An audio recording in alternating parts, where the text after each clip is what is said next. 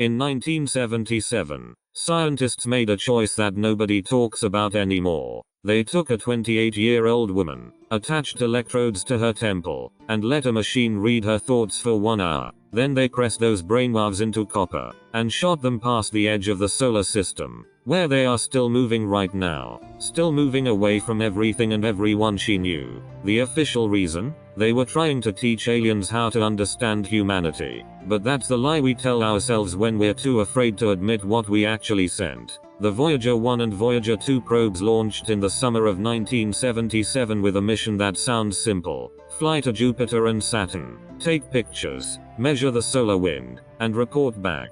They were never supposed to leave the solar system. They were never supposed to outlive their creators. But they did. Voyager 1 has now traveled 15 billion miles from Earth.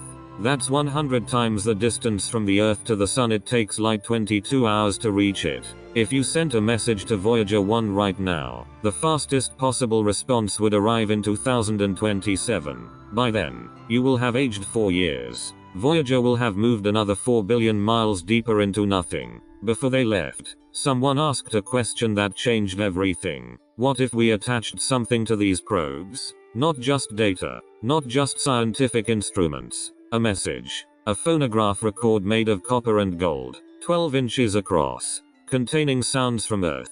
The idea came from Carl Sagan. He was a physicist and astronomer who understood something most scientists don't. The most powerful communication is not the most technically sophisticated. It's the most sincere. So they started collecting greetings in 55 languages. Beethoven, Mozart, Chuck Berry's Johnny B. Good, the sound of rainfall, the sound of a newborn baby, a kiss. They were building a time capsule for beings who might not even exist, using the only language they had, Earth sounds. Proof that something lived here, that something felt joy and fear and love. But there was one track that none of the scientists wanted to explain, even though it had to be on the record. The track they called simply, Brainwaves, Meditation, because in June 1977, in a laboratory in New York, Ann Druyan lay down on a table. A technician placed electrodes at her temples, not to measure her thoughts, to encode them, to translate the electrical activity of her brain, the actual physical signature of her consciousness, into a waveform that could be pressed into metal and launched into the void. For 1 hour, electrodes read her mind while she thought about being in love with Carl Sagan.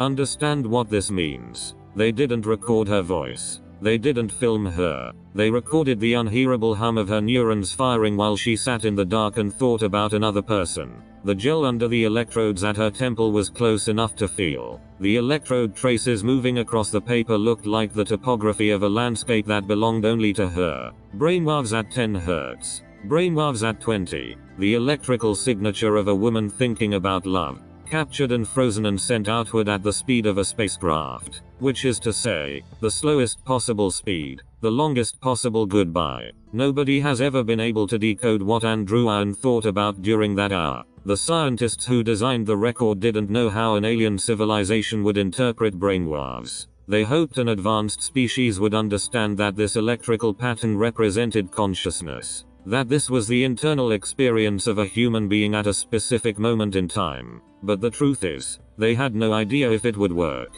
They were sending Ann Druyan's interior hour into the universe and hoping that the universe would be gentle with it. Here is what the scientist said publicly. The golden record is a message to extraterrestrial intelligence. It represents Earth. It represents humanity. It is our calling card to the cosmos. All true. All technically correct. All missing the point entirely. Because the scientists understood something they never said out loud. The real recipient wasn't aliens. The real recipient was us. They were sending a message to humans in the future, to people like you, right now, saying, look, once, people were this sincere, once, people made gestures this careful and this unironic, once, someone was brave enough to let her consciousness be translated into waves and sent into space, knowing it would never come back, knowing nobody might ever hear it, knowing she was laying down her interior hour on a copper disk and trusting that the universe would know what to do with it. Voyager 1 is now in interstellar space. It will never return to Earth. The sun will eventually die. The galaxy will eventually go cold. But the golden record will keep moving. Past every star. Past every world. Long after human beings have stopped existing, the brainwaves of Ann Druyan thinking about love will still be moving through the dark at 38,000 miles per hour, pressed into copper that will never corrode, encoded in a message that says, "We were here, we felt things, we tried." And the question that haunts us now is the same question the scientists never answered. Who were they really trying to reach? Because it doesn't matter if an alien finds it. What matters is that you know it exists. That somewhere out past Pluto, past the edge of everything we can see, your species once cared enough about sincerity to build a machine that could translate it into metal and fire it into the infinite. That someone was brave enough to lie down and let her mind be recorded. That someone knew the message might never reach anyone, and they sent it anyway. The golden record has been moving away for 47 years, and it will never stop moving, and we will never know if it's been received. And that is the entire point.